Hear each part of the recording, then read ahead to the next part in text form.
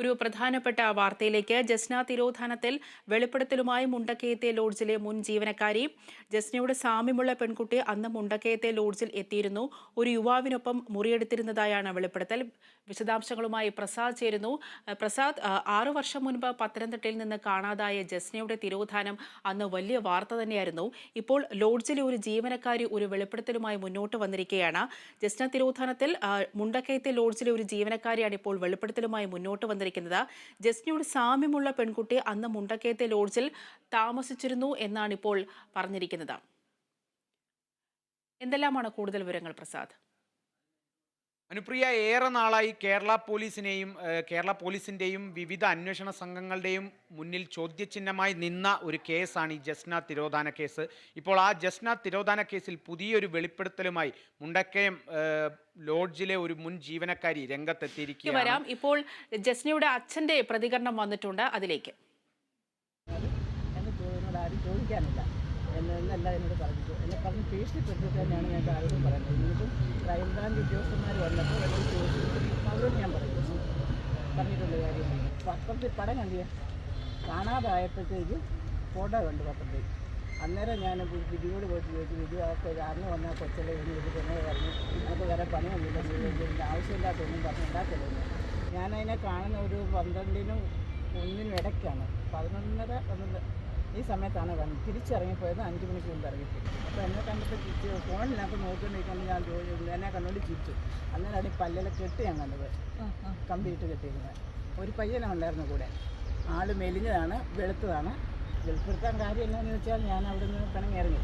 പിന്നെ എന്നെ അടുത്തിറങ്ങി ലോഡ്ജിലോട്ട് കയറുന്നിടത്ത് കൈവിരിയുണ്ട്, സ്റ്റെപ്പിൽ, അത് ചാരി നിൽക്കുകയാണ്. പിങ്ക് കളറിൽ ഡ്രസ്സ് കിട്ടും. ഇപ്പോഴും ഞാൻ ഓർക്കുന്നത് 102 റൂമാണ്. അല്ലാതെ നിൽക്കുന്ന കണ്ടപ്പോൾ ഞാൻ സ്വന്തമായിട്ട് നോക്കിയതാണ്. അപ്പോൾ എനിക്കൊന്നും തോന്നില്ല, ഇങ്ങനെ ഒരുപാട് പിള്ളേർ വരുമല്ലോ പിള്ളേരുമായിട്ട്, അങ്ങനെ ആ കൂടെ വന്നതാണെന്ന് തന്നെയാണ് ഞാൻ വിശ്വസിച്ചത്. ക്ഷമിക്കണം, അത് ജസ്നയുടെ അച്ഛൻ്റേതായിരുന്നില്ല, മറിച്ച് ആ ലോഡ്ജ് ജീവനക്കാരുടെ പ്രതികരണമായിരുന്നു. പ്രസാദിന് തുടരാം.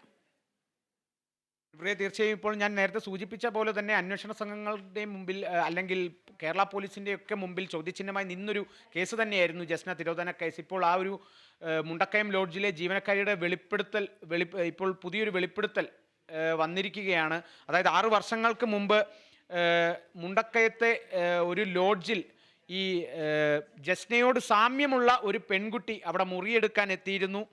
അതേപോലെ വെളുത്തു മെലിഞ്ഞ് പല്ലിൽ കമ്പിയിട്ടത് കൊണ്ടാണ് ഇപ്പോൾ പത്രത്തിൽ കണ്ട പോലത്തെ ഒരു പത്രത്തിൽ കണ്ട പോലെ രൂപത്തോട് സാമ്യമുള്ളത് കൊണ്ടാണ് പെട്ടെന്ന് ഓർത്തിരിക്കുന്നത് എന്നാണ് ജീവനക്കാരിയും പറയുന്നത്.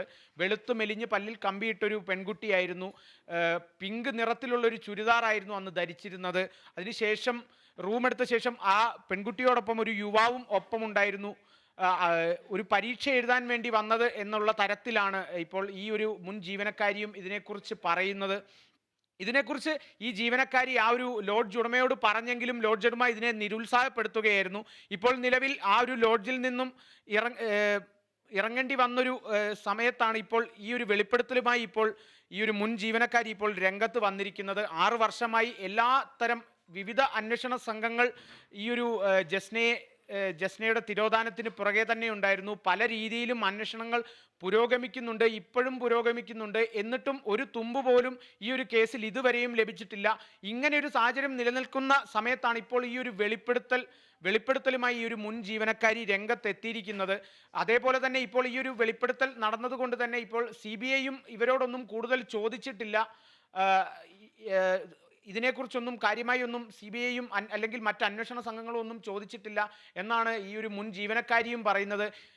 എന്തായാലും ഇനിയുള്ള ദിവസങ്ങളിൽ തീർച്ചയായും ഈ ഒരു വെളിപ്പെടുത്തൽ അന്വേഷണ സംഘങ്ങൾക്ക് തീർച്ചയായും വളരെ ഒരു നിർണായക തെളിവ് അല്ലെങ്കിൽ ഒരു വഴിത്തിരിവ് തന്നെ ആയേക്കാവുന്ന ഒരു വെളിപ്പെടുത്തൽ തന്നെയാണ് ഇപ്പോൾ ഈ മുൻ ജീവനക്കാരിയുടെ വെളിപ്പെടുത്തൽ എന്ന് തന്നെ നമുക്ക് പ്രതീക്ഷിക്കാം.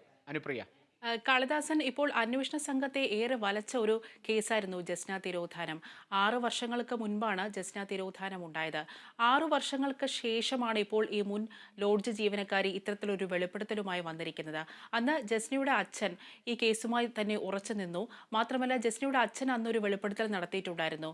ഒരു സംഘമായിരിക്കാം, ഒരു മാഫിയ സംഘമാണ് തന്റെ മകളുടെ തിരോധാനത്തിന് പിന്നിലെന്ന് അന്ന് ജസ്നയുടെ അച്ഛൻ വെളിപ്പെടുത്തിയിട്ടുണ്ടായിരുന്നു. ഇപ്പോൾ അച്ഛന്റെ പ്രതികരണം നമുക്ക് ലഭ്യമായി തുടങ്ങിയിട്ടുണ്ടോ? ഈ ലോഡ്ജ് ജീവനക്കാരുടെ വെളിപ്പെടുത്തലിനെ തുടർന്ന് അച്ഛന്റെ പ്രതികരണം ലഭ്യമാണോ? മാത്രമല്ല, ഇപ്പോൾ അച്ഛൻ ഈ ഒരു വെളിപ്പെടുത്തലിനെ തുടർന്ന് CBI സംഘത്തോട് എന്തെല്ലാം കാര്യങ്ങളാണ് പറഞ്ഞത്? അത്തരം വാർത്തകൾ നമുക്ക് ലഭ്യമായി തുടങ്ങിയോ കാളിദാസൻ? അനുപ്രിയ, ഇപ്പോൾ സൂചിപ്പിച്ച പോലെ തന്നെ അന്വേഷണം പുരോഗമിച്ചുകൊണ്ടിരിക്കുകയാണ്. എല്ലാ ഭാഗത്തു നിന്നും ഇപ്പോൾ ജസ്നയുടെ അച്ഛൻ്റെ വാദമാകട്ടെ, അല്ലെങ്കിൽ ജസ്നയുടെ അച്ഛൻ പറഞ്ഞതാകട്ടെ, ഇതെല്ലാം നിലനിൽക്കുന്നുണ്ട്. എന്നിട്ടും ഇതിനൊരു തുമ്പ് കിട്ടാൻ ഇതുവരെ അന്വേഷണ സംഘങ്ങൾക്കൊന്നും സാധിച്ചില്ല. എന്തായാലും എത്രയോ കാലത്തിന് ശേഷം പലതരം പരാതികൾ ഉയർന്ന് പിന്നീട് വന്നൊരു ഹർജിയെ തുടർന്നാണ് ഈ ഒരു അന്വേഷണം CBIക്ക് കൈമാറാനായിട്ടുള്ള നിർദ്ദേശം തന്നെ കോടതി പുറപ്പെടുവിച്ചത്. അതേപോലെ തന്നെ പലതരത്തിലുള്ള അഭ്യൂഹങ്ങളും ഈ ഒരു തിരോധാന കേസിൽ നിലനിൽക്കുന്നുണ്ട്. അതായത് അവസാനം എരുമേലി വരെ സ്വകാര്യ ബസ്സിൽ പോയതായി പലരും കണ്ടിരുന്നു എന്നുള്ള തരത്തിലൊരു അഭ്യൂഹം ഒരു ഭാഗത്ത് നിൽക്കുന്നു. അതേപോലെ തന്നെ ഈ ഒരു ഫോൺ വീട്ടിൽ വെച്ച ശേഷമാണ് ഈ കുട്ടി പരീക്ഷയ്ക്ക് വീട്ടുകാരോട് പറഞ്ഞത് ഈ കുട്ടി ഒരു പരീക്ഷയ്ക്ക് വേണ്ടി പോവുകയാണ് എന്നുള്ള തരത്തിലാണ്. പക്ഷേ ഫോൺ വീട്ടിൽ മറന്നു വെച്ച ശേഷമാണ് ഈ കുട്ടി ഇറങ്ങിയത് എന്നുള്ള തരത്തിലും വാദങ്ങൾ ഉയരുന്നുണ്ട്. എന്തുകൊണ്ടോ 6 വർഷമായിട്ടും ഈ ഒരു തിരോധാനമായി തന്നെ തുടരുകയാണ് ഇപ്പോഴും ഈ ഒരു കേസ്. ഇപ്പോഴും തുമ്പൊന്നും ലഭിച്ചിട്ടില്ല. അതുകൊണ്ട് തന്നെയാണ് ഞാൻ നേരത്തെ സൂചിപ്പിച്ചത്, ഇപ്പോൾ ഈ ഒരു മുണ്ടക്കയത്തെ മുൻ ജീവനക്കാരിയുടെ ഈ ഒരു വെളിപ്പെടുത്തൽ എന്ന് പറയുന്നത് ഏറെ നിർണായകം തന്നെയായിരിക്കും. കാരണം മുണ്ടക്കയം ഭാഗത്ത് ഒരു ബന്ധുവിൻ്റെ വീട്ടിലേക്ക് പോകുന്നു എന്ന തരത്തിലും പറഞ്ഞ് വീട്ടിൽ നിന്ന് ഇറങ്ങിയതായിട്ടും അഭ്യൂഹങ്ങൾ ഉയരുന്നുണ്ട്. അതുകൊണ്ടൊക്കെ തന്നെയാണ് ഈ ഒരു മുണ്ടക്കയം ഭാഗത്ത് ഈ കുട്ടി എത്തിയേക്കാം എന്നുള്ള തരത്തിൽ ഒരു സൂചന നൽകുന്ന രീതിയിലുള്ള ഒരു വെളിപ്പെടുത്തലും കൂടി നമുക്കിപ്പോൾ ലഭിച്ചിരിക്കുകയാണ്. തീർച്ചയായും ഇനി തുടർന്നു വരുന്ന CBI അന്വേഷണത്തിന് ഈ ഒരു വെളിപ്പെടുത്തലെല്ലാം ഏറെ സഹായകമായേക്കും. അനുപ്രിയ, ജസ്ന തിരോധാനവുമായി ബന്ധപ്പെട്ട നിർണായകമായ ഒരു വെളിപ്പെടുത്തലാണ് ഉണ്ടായിരിക്കുന്നത്. മുൻ ലോഡ്ജ് ജീവനക്കാരുടെ ഒരു വെളിപ്പെടുത്തലാണ് ഇപ്പോൾ വന്നിരിക്കുന്നത്. ജസ്നയുമായി സാമ്യമുള്ള ഒരു പെൺകുട്ടിയെ ലോഡ്ജിൽ കണ്ടിരുന്നു എന്ന വെളിപ്പെടുത്തലാണ് ഇപ്പോൾ ലോഡ്ജ് ജീവനക്കാരി ഇപ്പോൾ പറഞ്ഞിരിക്കുന്നത്. വിശദാംശങ്ങളാണ് കാളിദാസൻ നൽകിയത്.